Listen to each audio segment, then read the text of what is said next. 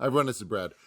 Today we're taking a look at emojis, and have you ever been on a specific platform and noticed that the emojis are different between each platform? For example, if we come up here and let's go ahead and select this dog right in here, you'll see the different ones.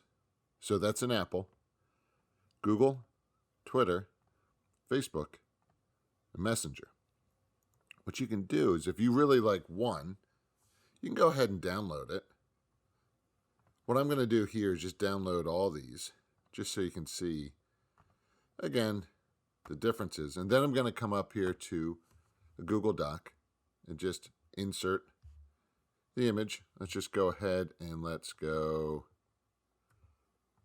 right in here.